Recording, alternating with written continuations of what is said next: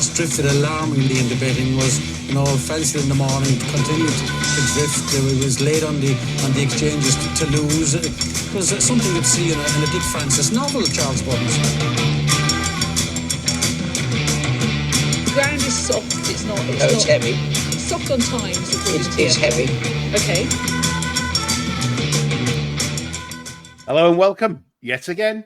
We arrive at Sunday sermon time. Yes, it's that time of week where me, John and Chris talk absolute rubbish as usual, much to some of your amusement and disdain for the bar stewards. And of course, it was our big home week this week, except it was a little bit weird, John, because you weren't in attendance. Below form this week in terms of wellness, so I had to miss the meeting. Yeah, it was very much a home fixture for me.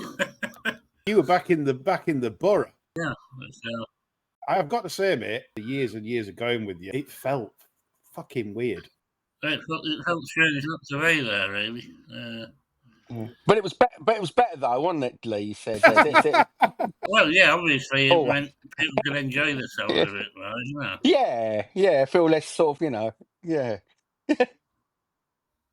Thanks to Jack and Nick coming up, certainly wasn't dull, and we did have some laughs along the way. So it was a very tiring week. I'm getting too old for this, I'm telling you. You get to that age and you just think, if I didn't drink so much, it'd probably be a lot easier. Seeing as I do, it makes it rather tough on the old body in the latter years of my existence. So anyway, we had a good week. Jack had a double dip at the Whippet, didn't he? Yeah, Jack did that well. He had 2 meals at the Whippet Inn, the steakhouse there in York, which I can highly recommend if you're coming up to York. It's the best steakhouse, certainly in York. Please give them a try, because it was quieter than usual this year. We did notice that on the Tuesday. I've yet to speak to Jack what it was like on I think he went Thursday night. Give local businesses a support, and you won't regret it. Some beautiful dry hung steaks, Chateaubriand. They really do a good job there. Coming on to the review really this week, it was, shall we say, very, very good for our podcast on the first one anyway, which was done on the Tuesday, where John and Quentin managed to tip up as a Claxon bet, a 14-1 into 6-1 winner of the Acomb of Andrew Baldings. Myself and Quentin, who did the double, managed to tip up Song of the Clyde 14-1 into 13-2 in the sales race. Amongst others as well, Andy chipped in with a few. It was very, very good stuff, I felt. So the second one, not so hot, but we did have Finn Nickel making his debut, and a lot of compliments to Finn out for his debut on Friday. So keep listening to the bar stewards, because we're always trying to strive to improve. And I think this week we did quite well with who we've brought in, and certainly on the tipping front. So keep supporting us on Patreon, folks. We need you, because we do not get any outsourcing of funds from elsewhere.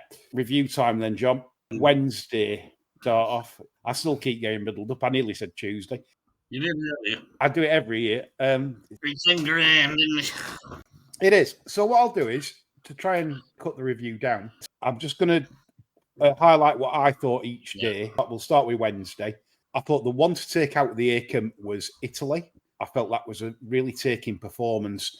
I don't necessarily think they were that bothered whether they won or lost that, because they just got the horse to finish off nicely. It's shaped like possibly the best horse in the race. It looks like possibly a future Futurity winner at Doncaster back end type. And that's where I see that horse going. And in the Voltiger, I felt the one to take out the race, although Jack was vindicated, as he said, with Pride of Arras winning at 12-1 for Rafe and Ralph. His Derby fancy finally putting it together on a track he clearly likes. I thought the one to take out the race was Arabian Force of the Shirts in third. Sadly, he blowed the handicap mark. We were all waiting to smash that in a handicap of 103, but no, they don't do that these days, do they? That had good closing sectionals, really eye-catching, in fact. And I would say Arabian Force is earmarked for the St. Ledger, but there's a race at Leopardstown I prefer him to run in, a Group 3 on the 11th of September. I think the Ledger might be a bit much for him in terms of having the actual class to do it, but I do think he's making strides forward. The Juddmonte, John, which you'll definitely get your say in a second, I felt that the jockey on the pacemaker, Havlin, did an excellent job, and the sectionals bear this out. He wasn't going too fast, and they all sat off him, too far off him. It was nearly a gross misjudgment because the pacemaker finished third. Buick looked across to Havlin after the line as if to say, have words with him. Well, I'd be having words with Buick because Stuart Williams, who came to sit with us in the middle, was also totally dumbfounded.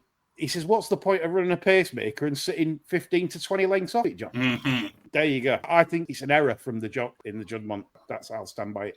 So your thoughts on day one, mate? The Acom beg to differ regarding the one to take out the race. I thought if there was one I wanted to follow out of that race, it was Adrian Keatley's Rochfort Bridge. I backed him, yeah. I thought that ran an excellent race for second time out. He looks ready for a mile. I hope he's not so busy with him this year. I'd say one more and then put him away. And I think he's got the makings of a really nice 3-year-old there. I liked him very much. John, just to ask you about him, has he got more to come, like in terms of scope? No, there's loads of daylight on him. Yeah. He should come on the lot for a good winter, plenty of grub and thickening up, and he should look at a decent piece of kit next year. I would have thought. Cool. The Voltiger I just thought was highly unsatisfactory. Really, I mean. Derby winner with a small penalty running like that sort of throws shade on both derbies now. I mean, it wasn't many people's idea of a dual Derby winner. It even coming here, you know. I mean, when you think of horses that have done the double, the Minstrel, Sheristani, horses like that, Troy, you know. And it's a bit of a stretch, isn't it, bracketing a horse like that with them. Somehow it was no big... It wasn't earth-shattering, was it? They didn't even hit the frame. No, it's as if like no one thought it was that big a shock. Kind of strange for an odds-on play. Yeah, and the one that I thought ran the best race in adversity was one that I didn't think should have even been running, and that was Karma's, because I thought they'd probably try and make the running with him. I was glad they didn't, because I thought they'd had a hard race for nothing. He did most of his racing up the straight in a bit of a pocket. He couldn't really use himself. Provided they go straight there now, I think he goes to Doncaster with an excellent chance. Because he was keeping on lovely, and another 2.5 furlongs won't hurt him in the slightest. Quoted at 9-1, John, for the Ledger. I think that's fair, yeah. Judgment, I just think, was an absolute farce. They were all sat initially watching each other, and they were all mesmerised by Mr. Miyagi saying, wash your hands. And they sat there watching Mr. Miyagi washing his hands. All this time, mental rabs going further and further clear by not doing anything out the ordinary. As a result, it just turned into an absolute cock-up. What the rest of them were thinking, I don't know. I can't take that seriously as a result. If Delacroix met Ombudsman again, I genuinely wouldn't know which one to back, based on what I've seen in the Eclipse and seen in that. Not impressed at all. In fact, I think the first 3 days there was a lot of shade on the 3 principal races. Yeah, it's fair comment, that, mate. Only thing I would say, that See the Fire might be going into people's notebooks in terms of how she ran. Yeah. I didn't actually like it because she hung left in the closing stages. To me, that could be 2 hard runs on the Rodneys now for her. So if she turns up back against fillies and he's all the rage and the betting, she'd be one that I'd probably leave alone. I didn't like the hanging left because she went in behind at one point, then really hung markedly left after that. And yeah, I don't know, there might be a few wars there that she's fought, and she might be getting a bit sick at taking on the Group 1 colt. This is it. So, right, we move on. Thursday. Does it get any better? Go down what I thought. The Lowther was an adequate race. It was an adequate test. Royal Fixation's win has been franked today in the pre-morning, which we'll come on to in a bit, by the one of Carl Burke's that has won the Group 1 pre-morning. The Yorkshire Oaks obviously was a terrible race in terms of depth anyways. Estrange clearly didn't handle those conditions.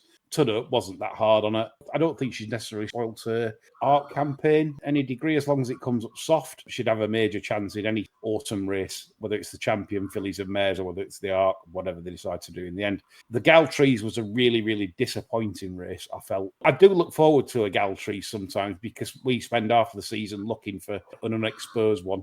I know you particularly like it, Jonny. I know you don't like fillies races, but this one you kind of do enjoy picking the winner of. I thought, again, it was a really poor fare. Yeah. Normally, you'd see a gold trays and they'd be spread out by about half a furlong at the finish. You know, I mean, it's the type of race where it can really pay off to give it some serious study. I think there was only about 15 lengths between first and last in this year's renewal. And, Yeah, there's usually 3 furlongs, isn't there? I don't think there was a lot between most of them. You know, it was one of them where the best ride probably wins it. You know. Yeah. What was your thoughts then on day 2? I expect this to be pretty light with it being a fillies kind of day. Well, up until now and including now, I don't think Australia's got anything in the boat that suggests she's an art filly. No, on the book, yeah. I think if they went to Longchamp and ran and had a hard race, I'd say it was good ground. I think they'd be going there on a fool's errand. And I think they'd come back and find they'd fuck the chances up of winning the mares race on Champions Day, which in my head would be the target all day long. The Arc would be impossible if it pissed down, and that would be the only way I would even consider going to France with her. There's not exactly much rush with her, is there? Because what you can do is, if she's still in training, you do the Arc next year. 5-year-old mare, and then there's no rush to retire her. They usually run at 5. Yeah. So that's what I'd do. Probably it's going to be an easier option. Anything else to note that day? No, I didn't think so. No, I think it was a fairly average day's racing, really, to be honest. Yeah, Concur. Friday, we came on to Jim Crack Day. Come on to that in a second. The Lonsdale Trawlerman just basically does what Trawlerman does. Outgrinded them. The Mad Woman's in second. Proximity of the Mad Woman's in second was probably a bit disappointing for some. If you back Trawlerman, you'd probably expect it to have thumped that a bit easier. But I just think he just grinds it out. The Jim Crack. Now, this is interesting because I thought this was quite a taking performance after the line. I'm so pleased for Declan Carroll Yard. Have a horse like this. And I'm so pleased that the clock backed it up in spades. The last 2 furlong sectionals was most impressive. Stamping it really as probably a Group 1 horse as a 2-year-old. Declan said after the race he was going to go for the Middle Parkwood life plan over 6. But he said he'd like some cut in the ground with the dip at Newmarket. Well, I think he'll get 7 standing on his head, John. I'm not so keen at staying at 6 if he was mine. But I'm not going to tell Declan and Tedhams how to place their horses. It's just that I just feel that he relaxes. So I don't think there's any problem like with stepping up in. And the 6 at Newmarket, you might get wind form, tailwind form, where front runner just mechs all. I don't know. It's just a race I wouldn't be that keen on doing. I'd be looking at other options over 7. Out the box, and they might think I'm mad if they're listening to this. I said the Breeders' Cup at Delmar over the mile because it's the sharpest mile in the world. It'll be fast ground. It'll have the early speed to get a position, 2-turn mile, sharp track. I just think that's the race for it, the Breeders' Cup Turf Mile. For juveniles, I think that's the one. Well, he wouldn't find an easier mile for starters. He got 7 on Friday because he'd gone another furlong before Zach even got hold of him. There's no question he'd get 7. I would prefer to see him in a Breeders' Cup juvenile over a mile, 2-turn mile, than I want to see him in a middle park trying to peg something back that's going to tuck toe length out of him going into the dip. Yeah, you saw that, didn't you, with Kevin Ryan? That one, he's flying childers all over it. Yeah, I mean, I took encouragement as well from the fact Kevin Ryan was visibly gutted he hadn't won that. I think the first 2 are pretty good. Better than we've had in recent Jim Cracks, I would suggest. I hope Mr. Tedham and Wasdell Properties and make the most of the spate shopper show I see at the Jim Crack dinner. Absolutely. I'm so pleased for that yard. I really am. Well, they'll let Declan make the speech. Yeah, just brilliant stuff. And the good thing is, from a betting point of view, because it's trained by Declan Carroll and it'll be continued to be ridden by Zach Wheatley, who should be claiming, you'll always get your price. When you're racing against Godolphin or you're racing against Juddmonte runners, things like that, you will always get a price, this horse, because it will be underrated by the market. Not that Declan can't do the job because he doesn't get the horses. It's just the fact that it's Declan Carroll and not Andrew Balding. And there's nothing wrong with how Declan trains a good 2-year-old. Nothing at all. He's done it before with horses. I think it's a really good story. So just another bottle of theirs retired. Yeah. And the Tedhams promised him to spend money on a good horse, proper money. And they've followed it through. And lo and behold, he's done the biz. can't knock the yard. I'm rooting for that horse. I want that horse to go on and on, make some serious waves. But obviously, my idea of placing might be different to theirs, and obviously, I don't own the horse. Well, they might come on the pod and tell us to shove our ideas up our ass. Actually, Declan, yeah, if you're listening, if you fancy 5 minutes, I can do you a drop-in on a sermon on your opinion on the horse, etc., and tell us why I'm talking absolute rubbish. As normal, the Nunthorpe, again, an uninspiring renewal. John, did you get excited? No, in one word. You know, I mean, we weren't far up another fucking Sigma at the end of the day. We've had 100 to 1 runner up. The conditions finally came right for the 35th best Aussie sprinter, which is basically stuff the cream of the crop that we've got. The entire division is just shit, isn't it? And it needs sorting out. And as regards the Lonsdale, I thought Sweet William would never have a better chance to beat Charlem, and I think he completely declined it. Yeah, that line she breeds from, they've all got that in them. They're all good, yeah. She's Charlem. Duncan, all that load of shit, yeah. Well, they're not shit. They're talented. It's just that they all end up seem to be going jadey and sour. Ponces. Yeah, like an aristocrat Ponce back in the French Revolution. Yeah, powdered wig and stuff. I've got the hearts the size of an ant. They have. Yeah, well said, Chris. So coming on to Saturday, finale of the meeting, where I want to get your thoughts in a sec, John. I've not really a lot to say about Saturday in terms of things to follow or what I think, you know. Well, you'll be on them bottles of fizz the size of an elephant's head. So. Might have been. I'm going to leave dance floor to you. See, because the thing is, normally you're there with me, so we're chatting racing. We go through stuff when we're there. So I ain't spoken to you before that day. So I want to know your take on Saturday racing. I thought the Strensel Stakes was a little bit of a meh sort of race. I won't dwell on that one. The Melrose, again, rather like the Gold Trees, I thought was a little bit on the disappointing side initially. Then when I had another look at it, I thought, well, possibly that Tarians and the fourth horse could maybe make up into fair staying types next year. You wouldn't bet your bollocks on them being cup horses, but they've probably got as good a chance as anything of making the progress at this stage. Never So Brave has never been so good as since he got off the cement diet at Freemason Lodge, has he? I mean, yeah, we've got a question on that about Stout and what was Stout doing last year. I'm going to come on point, John. It's unfair to criticise a master trainer such as Stout because we know he was in ill health for that last year because there was one time, and I didn't want to say too much on a podcast or anything, bad business, but he wasn't sighted on the gallops for about 6 to 8 weeks, which is most unusual for Stout. He wants to watch them, these horses work. So then you start to worry because you think, I hope he's okay. It was same with Cecil, John. When Cecil were in decline, Frankel came along and it was like a shining light. It kept Cecil going. I think what people tend to forget as well is the way that Michael trains these are. Phil Sudsky didn't have the best of 3-year-old seasons. Now, if he'd gone elsewhere and ended up winning a Breeders' Cup, would everybody have been saying way back then, fucking hell, what was Stout pissing about at when this horse was 3? You know? He got it beating. That's a really good point. He got it beating a couple of handicaps. Well, yeah, that's how he trains them, I'm afraid. And half the time, he wouldn't have been interested how it's shaped at 3. He's working back from a target far in advance of where most people are. Yeah, to win Brigadier Gerard at 4 and 5. Yeah. Hasn't been made public, but I wouldn't mind betting, as been said, I think he'll have told Andrew Baldwin, William Agus, just how good he thought these horses were that's gone and won Group 1s. I'm surprised nobody in the press has asked the question, but the press are fannies, aren't they?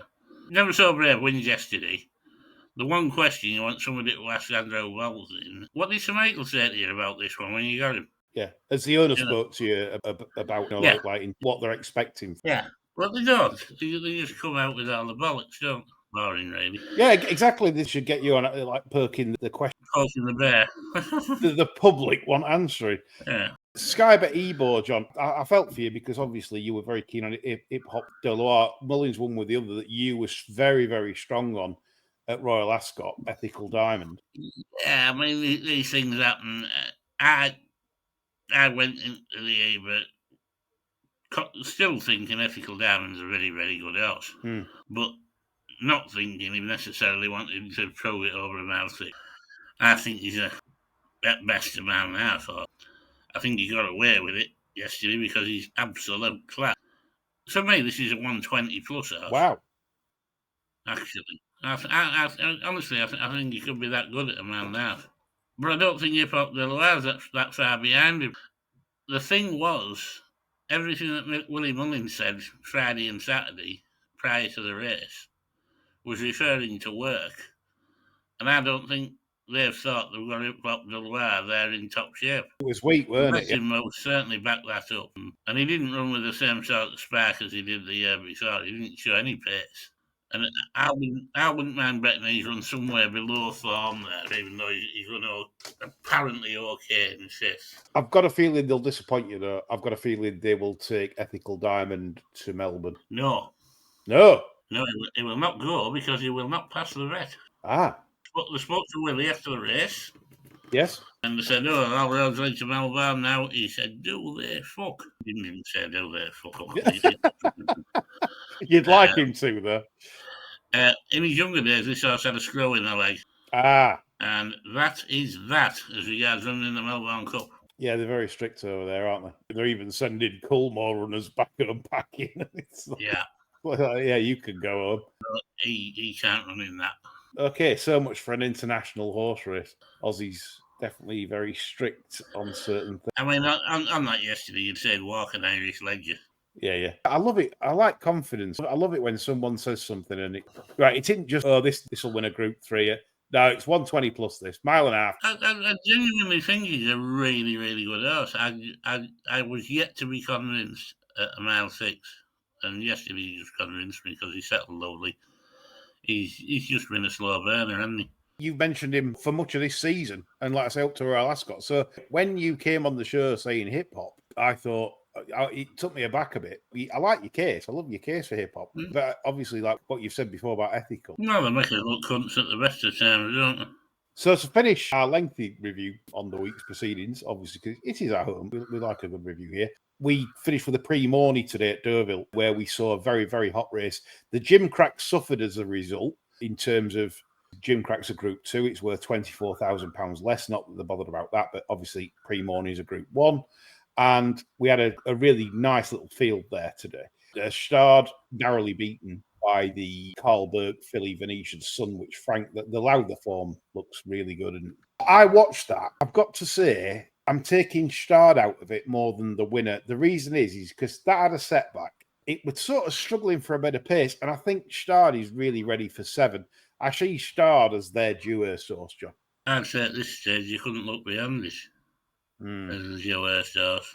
Yeah. Because after what you call a scintillating early part of the season with this two-year, they've nearly all ended up getting dicked on the second runs. Yep. And they might not have been as good as we thought. But that's like everybody else's horses, isn't it, really? I'm no John Ling on paddock analysis. I saw him at Royal Ascot prior to the race, liked him physically, and boy, has he done well since then. He's a big boy. He's just going to improve and improve. Come the sort of mid-autumn, he's going to be a monster. I see another at least half a stone on the back of that. The filly of Burke's, no, I'm not being disrespectful to Spigot Lodgia. It's just the fact her physically is nothing compared to him. I'm absolutely dwarfed. She's got a lot of ability and a lot of speed. Obviously works with Lethal Levi, etc. But I felt Stard is the one. That's the Dewhurst bet now. If you can get anti-post, the minute the Dewhurst prices come out, I'm certain they'll go there. They always like to have a good one in there. And I think he's probably their best. That's how I see it. Yeah, I mean, I'd agree with you at this stage. I thought that was a good race today. Yeah, that's the kind of thing that I like to watch, like class horses like that. No ducking, no shirking. And fair play to Carl Berg. Landed a big one there. Do think skirt-wise, I think Venetian Sun doesn't have the scope of Stars. But you'd think she'd win anything she wants this year, wouldn't you? Definitely. She's here and now, and Burke says she wants 7 after the race, okay? But then they may have to stick to 6 because the big races, the Cheveley Park, the big autumn races tend to be over 6 and not 7 for fillies. Yeah, that's... After winning that, you'd say Rockefeller be a step backwards. Other than that, maybe the May Hill over a mile in Doncaster. I don't know whether that would be suitable. So I think really the Cheveley Park's the obvious target. It's a sharper 6 than Dover, I would say. Yeah. That's the racing review complete. Hope you enjoyed it. Obviously, I know some of it's not your cup of tea, and now you're just joining in the show, aren't you? Because now this is where we talk waffle and rubbish, and you love all that shit. You've got to stay tuned in because we've got a top tip from John on cake, which is important to us. You know, we all love a bit of cake. Love a bit of cake. Marjorie Dawes. Yeah. Remember You that? love the cake. Cake, yeah. Like Mike Reed. Yeah, Fat Fighters. Yeah, Marjorie Dawes. Pat. You love the cake. You love the cake. Yeah. Never to be aired again. No. It's deemed as offensive now to the people that just find everything offensive. Owen Johnson has been on, and he said he's had a fantastic week at York. Overall, too quickly. Ombudsman, the best performance, and Tarrians and Many Men, a horses worth following in the future. I wish James Finch very well with Many Men. Again, an owner taking on the likes of Judmont. I was busting for Many Men to win that in the driving finish. The ordinary man deserves to beat Judmont in a driving finish. Sadly, it didn't go his way on that occasion, but that horse has certainly got progression in it. It loves the game. It wants it. It tries, and that's all you need. Jeff Lynch been on the Yorkshire Oaks. Where have all the horses, trainers, owners gone? Total non-event. If small fields continue, I, for one, would consider not attending. You're one of the few, Jeff, these days, because half the public that attend these days don't give a rat's arse about what's running. It's all about the day and the occasion, food and drink. Get your Giacomo suit on, get your socks off, and get ready to get pissed up. Yeah, Peaky Blinders cap, sort of faded hair at the sides, the old mop top, all that.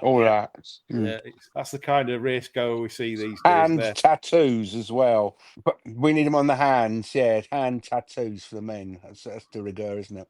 Amazing. Fashion's amazing, isn't it, Chris? Because, like, you look over time and, like, tattoos when we were growing up were like Mum, Dad. Yeah. Like, a random anchor in somebody's middle of somebody's forearm, like Popeye, you know. And now we do like body art and shit like that. Yeah, we used to have like neck tattoos, cut hair, and all that. I used to know a bloke with piss off tattooed on the inside of his lip. Did he take the piss off?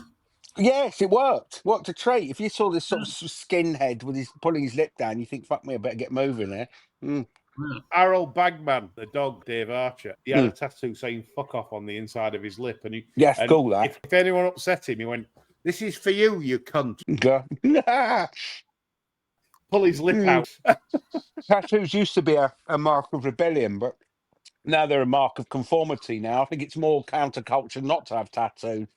Yeah, possible. Simon Alden's been on motor rules of racing. Recently asked a question: are pacemakers and the rules of racing? Is it time, after this week's antics in the Judmont he's referring to ban the practice or at least enforce the rules? I see Simon Holt, the commentator, posted calling for a ban. And I saw that post. He got a massive pile-on, did Simon Holt, saying, stick to commentating, do this, do that. I'd be interested. I want to hear you two's views on this. John, should pacemakers be banned? No. I mean, that one on Wednesday probably the best race of its life. It was allowed to, though. They ignored it. Yeah, that's the thing, isn't it? That's up to the other jockeys. You can't blame the pacemaker for that. You know, I mean, it's up to them to keep tabs. A lot of the time, if there wasn't a pacemaker in a race, imagine how they'd be run. Is there an argument? I know, this might be complicated for the casual race goer. Is there an argument to say you can run a pacemaker? In athletics in Olympics. So, say if Kenya's got this really fast athlete. Yeah. And he steps off at a lap. He comes off a chute, doesn't he? He comes off a lap before. He goes bananas for 3 laps and then he can't do 4 laps because he's gone bananas. Is there a case for saying, that pacemakers don't count for betting purposes? Ooh, that's difficult, isn't it? No, because you'll have somebody wanting to back them. Yeah, no. Okay. Stupid, we shout. Fucking rub. What are you on pissed or on LSD. What a load of bollocks. Used to be good at this. You've gone, mate. Yeah. I actually think it's quite credible. Do you? I don't know. I think anything that's complicated, racing will find far too difficult to administer. I just think more than one moving part, it won't have a clue what to do. It was well documented. They spent £50,000 supplementing Yeah. to run at York. Mm. Probably won't now because third place. Yeah. You'd have thought there'd been some sort of remuneration for the connections to fuck about coming over from France. Yeah, of course. Yeah. I'm still saying that all the racing purists kind of moan at the fact that pacemakers win because it's that were there to pacemake. And I get the argument, but at the same time, should it be there for betting purposes? I don't know. What does everyone think on that? Get back to me. And do you agree with Chris and possibly John on this, that I'm talking a load of shit on this? Yeah, we'll see. Let the public have their say. Public shall decide on that. Yes, democracy and all that. There's not more galling though. If there's an 8 to 11 fab, and they fuck it up like in terms of judgment, and pacemaker makes all, and then this runs on into second, and 5 clear at third, you're fucking throwing pelters at Jock on second. So you fucking should have tracked it, should have done this, should have done that. Maybe I'm wrong on this. 9 times out of 10, anyway, you're an idiot riding the pacemaker. Exactly. I mean, they made a great deal of fuss about Rab Avlin getting the fractions absolutely Good spot on him, on in the judgment. But, Rab Avlin fans, sorry to bring you down to earth, but take a look at his Ebor ride, where he gets left 6 lengths, and within 200 yards he's leading the field. And absolutely ruined the third favourite's chance inside a furlong. This is what you're dealing with a lot of the time. Absolute abject mediocrity. There's no wonder things go wrong, I'm afraid. Okay, move on. Matthew Forth on a question regarding an interview done with Kieran Schumacher after he won on Trefour. In the early part of his relationship with Charlie Hills, Barry Hills actually rang him up to ride Trefour earlier in its career. And basically, Schumacher admitted that Barry had said no whips, give him an educational ride. Now, the thing is, Matthew, on this, right, if it's early in the career, we all know what they do. They're all running for handicap mark. But it's one of them also, you couldn't prove it in a court of law that it's not off. Just because you've been told not to use the stick. Yeah, doesn't mean to say, No, you could argue in court and say, well, this horse doesn't really like it. And then that's it. It's done as that's the case thrown out. Well, also, like, you're in the BHA stance on the use of the whip. How likely are they to punish anybody for withdrawing the use of the whip? It's code, isn't it? Hands and heels is is code. Everybody knows what it means. Don't give it a hard race. It's sort of tap on the side of the nose. We know what you mean without saying it. It's so ingrained. You know when you're off because they tell the jockey that they'll take care of them while suspended. You've got it. Exactly that. But when it says, just a nice introduction, don't beat him up. Well, you know what that means. Any jockey doesn't need that spelling out. Punters know what that means. It's bury this one. Yeah, pretty much. We all know the game. Everyone has to skirt round it. The old trainer thing where first day at school, and all that shit. First day at school, and then bullied, have your lunch money nicked, and your head flushed down the bogs. And that's if you're a teacher. Third run for an handicap mark. It's like, oh well, we ran it over the wrong trip. That's my fault. Blame me. Blame the trainer. How we all laughed. Bloody trainer. What a load of shit. But it's code, isn't it? Everybody knows what it means. No one can prove it, but we all know. Yeah, of course. That's what's beautiful about it, though. Isn't it? That's the thing. That everyone's trying to sort of lift everyone's leg. Yep.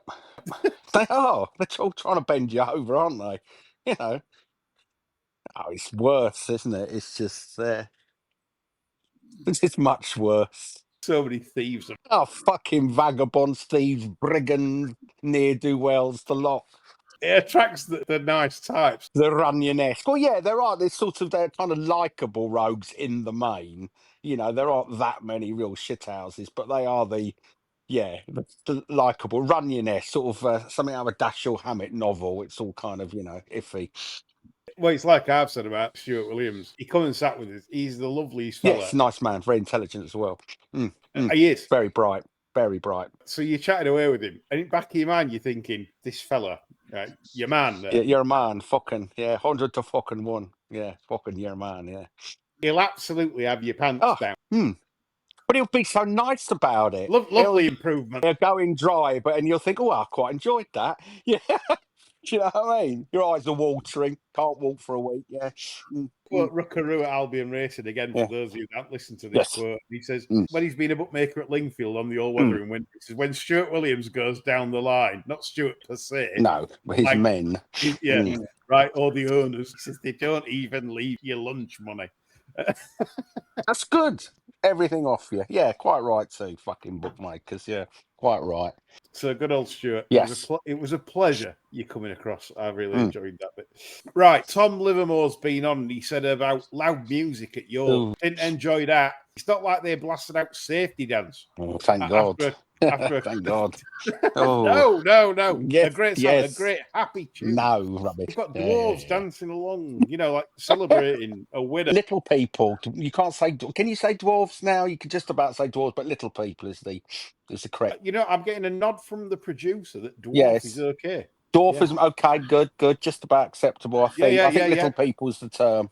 What about midgets? No, absolutely not. You can't say that. That's a bad word. That's on the banned list. You can't say that. Midget. Ooh. I can remember a newspaper article from back in the day, and it were on midget throwing. Yeah, probably from the 1930s, I would have thought, yeah. This actually happened. I'm not kidding. Right, this is not something that people now that's born nowadays are going, what? They had an annual midget throwing championship. I think it was some down where Jack lives. Down that way. Some sort of where they have each village has its own warlock and all that. Yeah, I know that. It's like Jeff was down there. Yeah, it's like Dennis. Something like a Dennis Wheatley novel, isn't it? Well, they're all fucking quite. There were mats for them. They got mats. Oh, lined good. up. Health and safety were involved. Well, the best article I saw was one guy, looked sort of Jeff Capes lookalike, chucked 18 meters. Fucking hell. 18 meters. Christ. That's going some, isn't it? It shows how society's progressed. Yeah, just a bit. We don't tolerate this kind of shit anymore. No, nor ducking of witches in the village pond either. We're not keen on that either. So we progressed as a species. We're a progressive society. So quite right. None of this sort of shit. Nope. But the loud music, John, are you a fan of that? Only if I play the safety dance, so that's a winner. No, please. That. I did notice the same with Alicia Keys' obsession this week at York. Really? Ooh, can't have her either. Same songs ain't we playing. The same songs seem to be playing as they were going down the paddock. Really? Why does everything have to be polluted with music? Why does it have to be a constant fucking soundtrack to people's lives? Can't just people just be quiet and sort of make do with their own thoughts rather than having it constantly serenaded? I think it's like supermarkets. You go around there, play fucking music. It's ridiculous. I don't even have the radio on in the car at all. Well, I've got my own soundtrack going on in my head, quite Chris, right. And it's the sombre music they play in Russia when the leader dies. Yeah, exactly. Yeah. The only lying in state. Yes. Yeah. Brezhnev. Chris, just a bit of info. You like info? Go on, I do. Yes, it's not that kind of info. Saturday, Go on. we met with the lovely farmer's wife. Yes. Charlotte Russell. She came tremendous. to How are her cosmos? Do we know? Well, this is where she's very upset at you. Bless her. Go on. Yeah, she said, why hasn't he turned up? Because she had brought a picture of her cosmos. Fantastic. Sorry? Were they looking magnificent as I remember them? Oh, you mean the flowers? Oh, right. Yeah, boring. Yeah, I can get them off a sea catalogue. Yeah. Yeah, she was most disappointed. Yes. Well, I haven't heard from her for ages. So, yeah, she's probably giving me the cold shoulder now. Spanish artist. Yeah, elbow. Yeah. Yeah, come on, Charlotte. Get in touch with Chris. I beg her and forgiveness. show him your cosmos. Please. God damn it. Please. I'll pay money. Not much, but I haven't got a lot. But Korak's been on. Or Korak. I don't know. Korak. Don't know what. Korak. Is that how you pronounce it? Yes. Korak, something like that. Anyway, yeah. It's Racing X full of gravy train smoke blowers. Yes. RE online spats.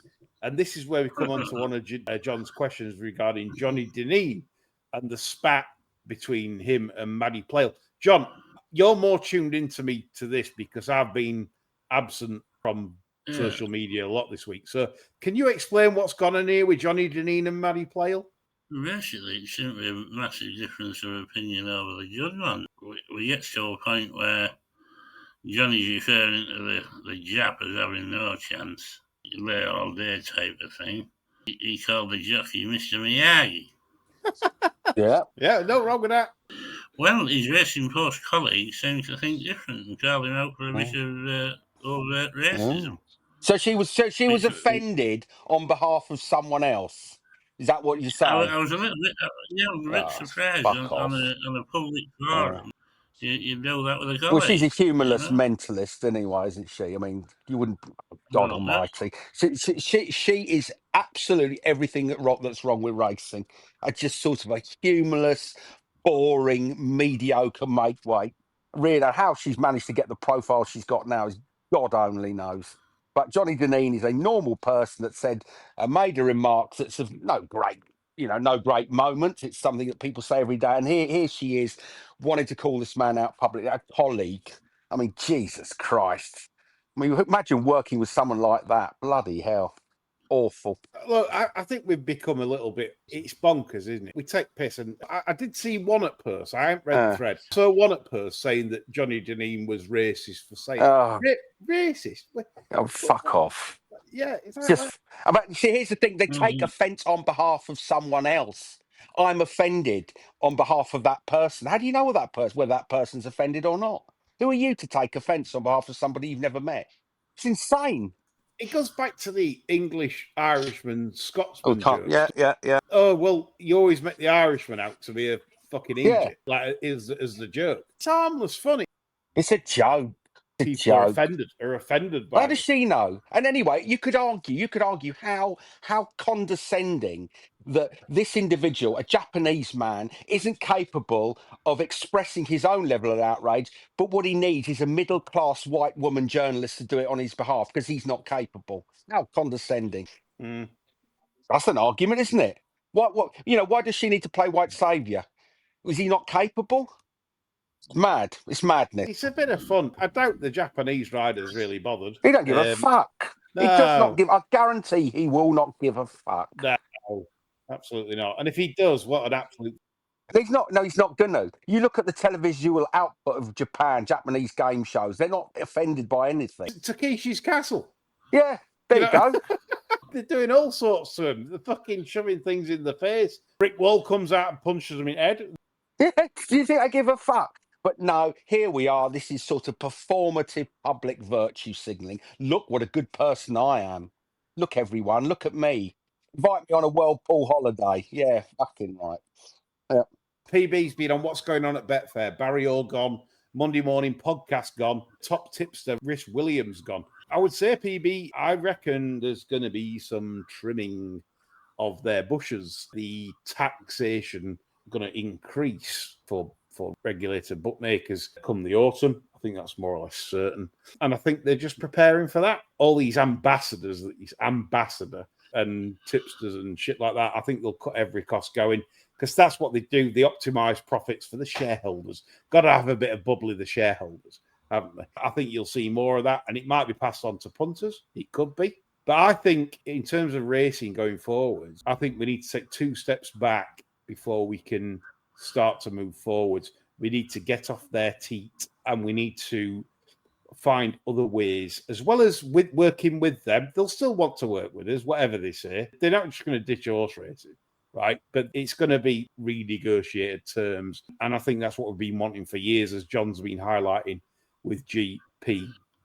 That's the start of things now you're going to see from Big Court jettisoning the gravy trainers, which, chaps, that's no bad thing, is it? No, absolutely not. You know, I mean, we might get some pertinent criticism of the fuckers now. We should have a media that's willing to criticise, but we can't because. Well, we don't. We just have a lot of superannuated bloggers pretending to be journalists.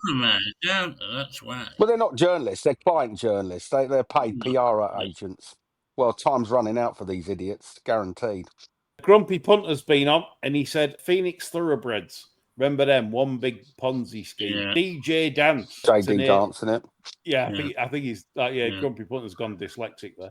Or it's a joke. DJ dance, maybe. Well, you always think it was DJ Yeah, Dance, wouldn't yeah. you? Yeah, he could have been a DJ. We don't know. Spin Master. We once had a DJ try to take over Sheffield Wednesday, pretending he were a multi-millionaire. No, so- yeah, I saw that. That was wicked, Yeah. wasn't it? Yeah, what a scam. He nearly did. He wasn't far away, was he? No. He got to final stages, and then Yeah, they he found out did. he was some DJ in Skegness. Wedding DJ or something like that. Fucking 40 quid for a second. There was one night saved my life. Yeah, quite right. DJ saved your life. Come on, Lee, keep up. It's a good joke, that. You missed you that. This is where producers like giving me hate shit here. Like again, I've like it's completely sailed on. You probably all laugh. Last night, a DJ saved my life. The song. I don't know that song though. What's that song? We're not going to sing. We're not You going to don't sing know it in that falsetto for you, don't we? You need to look it up. Anyway, it's quite a famous disco track. Yeah. The DJ saved my Yeah, life. there you go. Yeah. Fucking hell. Up there with the best of Shirley Bassey. That's Sorry about that. It's incredibly slow, but this is what's funny. The slow shit at things like this. Yeah, sorry. He's basically questioning the ownership industry side of things. But I mean, obviously, the BHA's got different things in place now. Hampers good folk like Nick Goff basically just want to own a horse. They're unsatisfied with his income. Yeah, drive him into the sea. We don't his type, do we? Good Lord, no. Mercy me. fucking hell. It was only last year they were welcoming the Bin Laden family as Yeah, owners. yeah, exactly. Yeah, what at Bin Yeah, Laden relatives. We want more Russian oligarchs, please. That's what we want. Yeah, Chris, they answer to money. the money. And of course it is. And, I think the question is, are there others?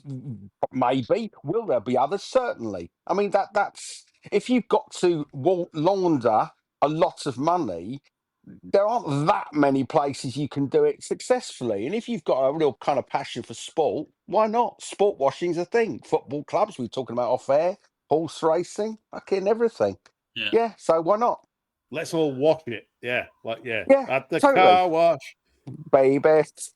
At the car wash, yeah. Yeah, there we go. Similar, anyway. Karaoke. Yeah. Yeah, Whip it out and give it a rinse. That's what yeah, quite right. Yes, so the actress said to the bishop. Yeah, Rap podcast has been on. Good old Pete. He said, "Watch the Da Vinci Code last night." Have you watched that, Chris? I have. I've seen them all. Yeah, it's just harmless bubble gum for the eyes, isn't it? Quite enjoyable rubbish. Yeah. Do you think all this Bailey, Turk, Godolphin, Darley, Genesis of thoroughbreds is bollock, and every horse's lineage, in truth, can be traced to a mare called Jane? Or did I eat too much Chinese? Not Chinese cheese yesterday.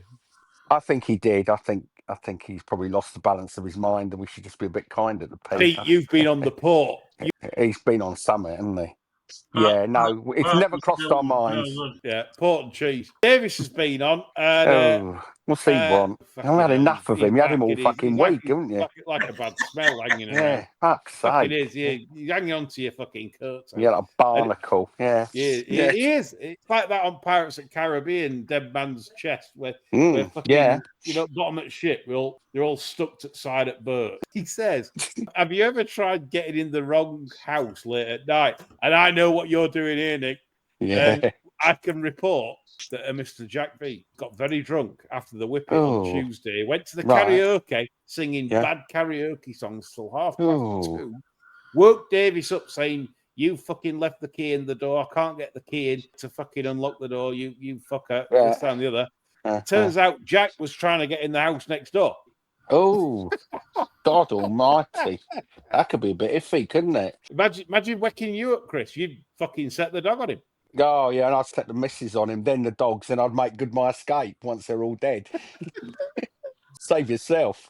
I'm going for help, I'll be shouting. I'll be like the captain of the Costa Concordia. Remember that ship that fucking ran aground and loads of people drowned? He actually got in the boat before it was sinking, and he got into trouble because he was showing off to two women. Hey, I'm the fucking captain, me love. Watch this, and then got into trouble. Shouldn't laugh, right? I think I got like 35 years prison, but yeah, he's showing off. Oh, look, love, I'm the fucking captain. Whatever I say goes on this ship. Oh, mister, you're the captain. And then he went crunch. and bailed out. That's a bit embarrassing. You're drowning. The ship ran aground and people drowned. Yeah. The whole thing, right? Well, we kind of ran aground eventually, but I think he got into trouble and it capsized. But the point was, before it even looked like it was going to be a serious incident, he'd got in a boat and had gone to shore. So he kind of abandoned his role as captain quite early on in the piece and let it sink. It weren't like Dido then, like going down with the ship. No, nothing of that nature. No, he watched it from the shore go down, I think, in his full captain's livery. Dido didn't go down with the ship. She packed all the silver away and fucking Yes, precisely. Mm-hmm. Anyway, there we are. Fucking shoreline, watching all pensioners drown. Yeah.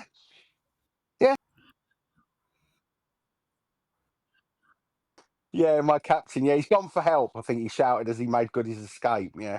What a bastard. John, that's a cunt, isn't it? That's a proper dirty bastard, isn't it? Group 1, yeah. Yeah, he's in jail. I think he got like fucking 35 years or something. But that's and, good. And rightly so, yeah. So justice had its day. Absolutely. John, what do you make of our Jack? Like, he's showed his wares this week, celebrating Pride of Arras, like with vigour. He's a multi little cunt, isn't he? Trying to get in other houses. What he probably doesn't tell you, or Davis won't tell you, there a fit blonde next door, and he probably clocked her or something earlier that day. Jack's excuse that. In the contemplation of committing offences. Be very careful. Yeah, he tried to break into a woman's house. Right, okay. Yeah. He's got a nice tickly beard there, Jack. Yeah, okay. Tell that to the judge. Yeah, send him down. Right, anyway. Moving on. Thanks, Davis, for that. Tom Livermore again. God, Tom Livermore gets more questions than anyone. Does John take his bum gun racing? Oh, what's wrong with these people? Bum gun. No, I don't. I'm very fortunate. Every significant bowel movement takes place probably between 10 and 12 minutes past 7 every morning. Do you like clockwork, John? I try to keep it's not Patrick Philly for the arses. He's extraordinary, isn't it? Speaking of which, I want a question asked this week. Go on. Best racing toilet and worst in the UK today. Didn't get much of a response. No, because I think people tend to recall them, do they? I can't remember what the best. I think that people's got to the point now where they just stand and piss themselves, don't they? Can't be bothered to go. York in the middle is Group 1. I have never seen bear in mind the middle is for peasants, Chris. Right? So yes, indeed, yes. That's where we sit. Lumpen proletariat. It's £15 to get in. You get to sit there for the day, you watch the world go by beautifully, bring your own picnic and drink. Yeah. And then you go down to the bogs and you're thinking, God, you know what you're thinking, these will be good, won't they? Not full of shit and piss and everything. Yeah, shit on the ceiling and all that. Yeah. You go in and it's like beautiful, it's modern, proper sinks, like Dyson air dryers, all that. All right, yeah. You know, all that fucking shit. And there's a cleaner on site, so he's regularly cleaning. Yeah, so you don't have to see like someone's turd, like if someone's left a floater, bangers and mash in the toilet, bog paper and shit, fair kudos for York. So yes, we've not had much feedback on this. The ones that I remember from back in the day, and I have to bring up Catterick. I spoke to Charlotte about this yesterday. Did you? Weirdo, yeah, go on. Yeah, I said fucking Catterick, right? So it's the old Victorian ones, the old built in the Victorian era. Honestly, you walked in there and the stench of piss was fucking eye-watering. It's like ammonia, like to the eyes. Tremendous, And honestly, exactly. Years worth of piss on the floor, right?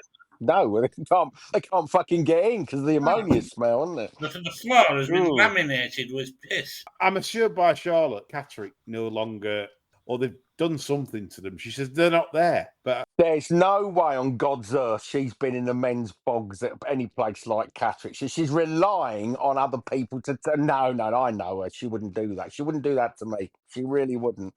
Honestly, she's been relying on reports. Oh, yes, Mum. Yes, Mum, the toilets are spotless. You eat your dinner off the floor. Very good. She ain't going anywhere near that. You think she insists on being called Mum? Oh, well, I do. Please miss it hurts so good. Get in touch with us on Twitter. We want to know racing's bad bogs. Probably not getting enough airtime.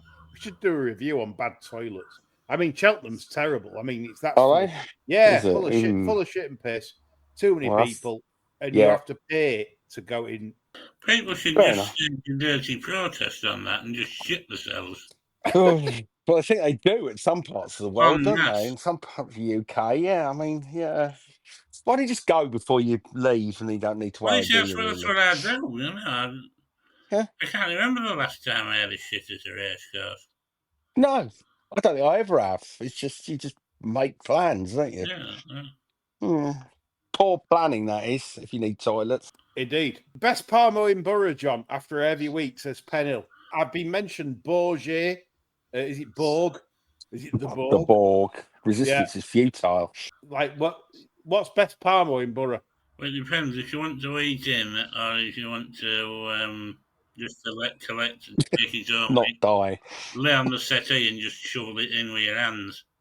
If you're taking away, I would say the best one is the Golden Fry in Park End, Middlesbrough, and that's the pork parmesan, not the stinking chicken one that seems to be both of all these days. Everybody seems to like the chicken one, but the original parmesans were always pork, and they're a lot more flavourful.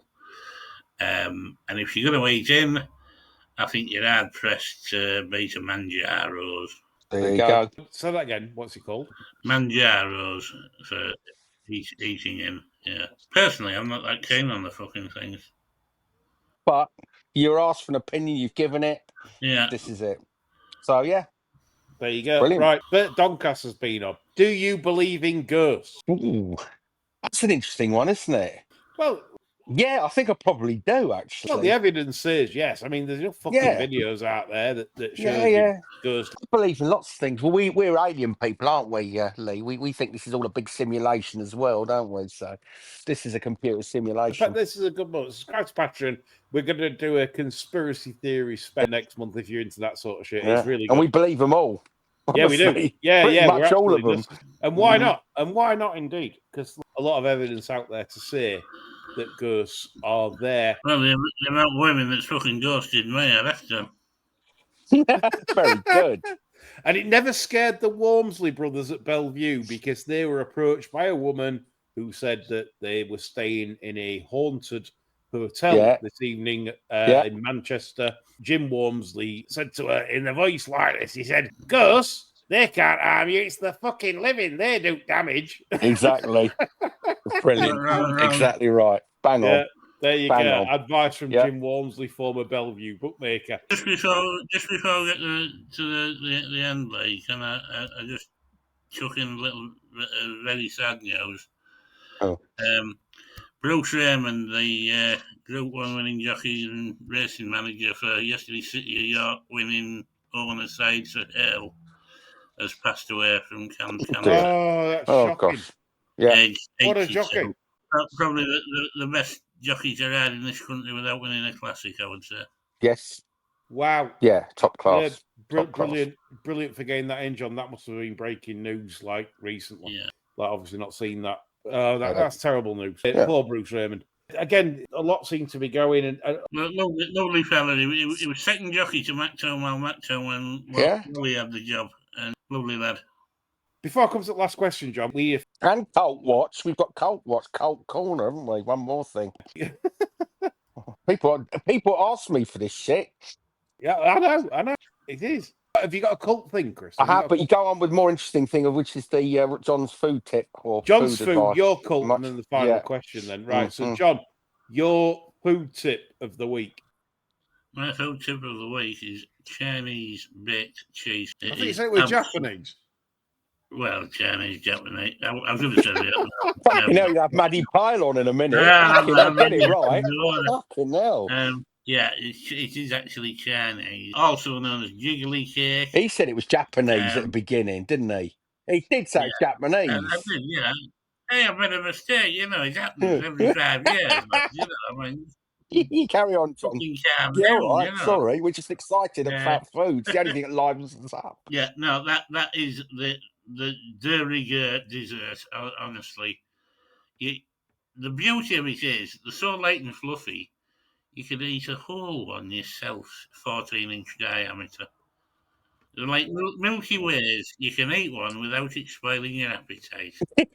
That's not true, though, is it? Love it. Do you remember when they used to advertise Milky Ways for that? Like the chocolate you could eat like without Between ruining meals without ruining your appetite. Well, if you ate you could have 800 of 6. them Yeah. and you could like throw up. Yeah, I suppose Yeah. so. But that was never Yeah. true, was it? No, To be Rubbish. fair, Fuck everyone Mars over there. bars and them fucking peanut things. Yeah, Snickers, marathon bars, and all that. Yeah. Chris, Yeah. you're Somebody getting else I like as well, a Texan bar. Texan Texan. bar. Oh, they yeah. were awesome. They're They were one of fucking my mint, though, favourites. weren't they? Yeah, I agree with that. Texan. Brilliant. Texan. They were tremendous. They were like sort of like nougat in middle, weren't it? You could be chewing for half an hour, couldn't you? Yeah, you had to have strong teeth, though, didn't you? Yeah. Really, yeah. and this is why a generation of British people have terrible teeth. As a If you have falsies, they'd be like stuck in Texan, wouldn't they? Finish. You might as well just try and gum it to death. Yeah, you'd have no chance with false teeth, would you? Well, that's the actual reason why when I open my mouth, it looks like I'm trying to swallow a vandalized cemetery. Like a witch doctor's necklace, yeah. Chris, we need to move on. Corner. Right. Well, first we've given you the Zizians, who are completely nuts. Last week we gave Universal Medicine, which is the breast massaging cult, which is my favourite, I have to say. Yes. The third one, we're going to get a lot darker. We're going to go for the Order of Nine Angles. Get down that rabbit hole. Really, really strange and quite sinister set of people. So it's the Order of Nine Angles. It's a satanic Nazi cult. There you go. Wow. Order of Nine Angles. Really? Yes. Very, very sinister. I think they're going to be a prescribed group in the UK. Effectively, like all the best things. Can we get them on the pod before they're up? Well, I'd suggest probably not such a good idea, but yeah. So British invention, allegedly set up by a man called Anton Long in the 70s, I think, or late 60s. Anton Long is generally thought to be a pseudonym of a man called David Myatt. David Myatt was very, very instrumental in setting up the organisation to which the Brixton and Soho nail bomber David Copeland was a member of.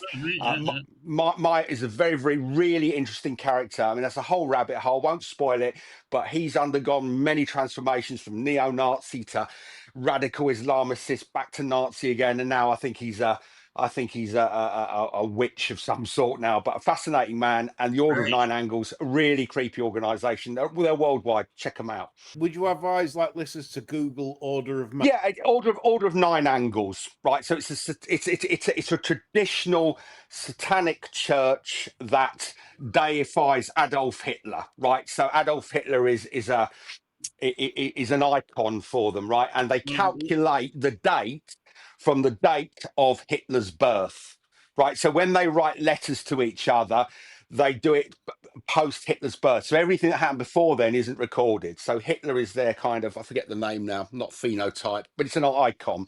But Hitler is deified within the Order of Nine Angles.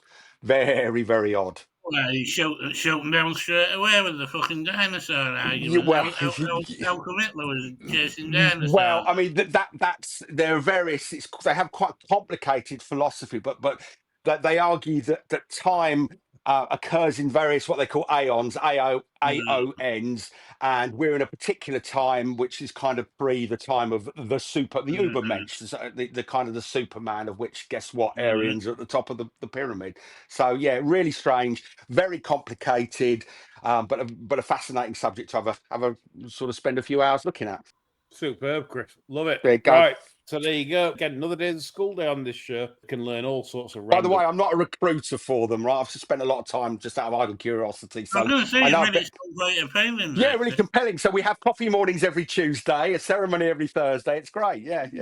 And a bring them by sale on a Sunday. Yeah. Right. Final question. Whatever. Yeah, we finished with Cult Corner there. Probably finished for good, actually. Yeah, I think so. When everyone gets nicked for looking it up on Google, yeah. WV Horse and Cricket to finish. A friend from the USA here, listener. Who is the bar steward's favourite game show host, and who do they think is the worst of all time? Well, I think the two best, without a doubt, and stand head and shoulders, surely, have to be Brucey and Bob Monkhouse. Surely. Yeah, I agree with one of your two for sure. Yeah. One of your two. Bob Monkhouse for sure. My other would be Leslie Crowther. Oh, he was good. Come on down. Smarmy, wasn't he? I liked him. Yeah. Yeah. John? It's good. Ted Rogers, 3, 2, 1. Yeah. Yeah, who can do that? Not many can do that. No. Yeah. I tried for years to try and do that. Don't work. It should be a TikTok craze, that. Yeah, it should be. Bring back the old 3, 2, 1. Yeah. Get the old TikTok videos playing. Look at me, I Yeah. can do 3, 2, 3, 2, 1. They were the most obscure fucking riddle. Impossible. Do you remember them Impossible. clues? Do you remember them clues? So we mentioned yacht, we mentioned river. Yeah, but that was it. But it's nothing to do with a boat. Yeah. We mentioned river. What's in the river? Water. Well, the third letter of water is T. Tea is a drink. The other sort of drink is coffee. The third letter of coffee is an F. It's it's the air fryer. What? Yeah. You need to have a Nobel Prize, didn't you, to fucking? They were just mad, brilliant, mad stuff, mad days. Right, I hope you enjoyed this show. We've certainly gone on long enough, and we hope that you gain something from it, whether it's cults, whether it's future followers, or whether it's Mr. Miyagi. We'll see you again next week. That's all for us. Bye for now.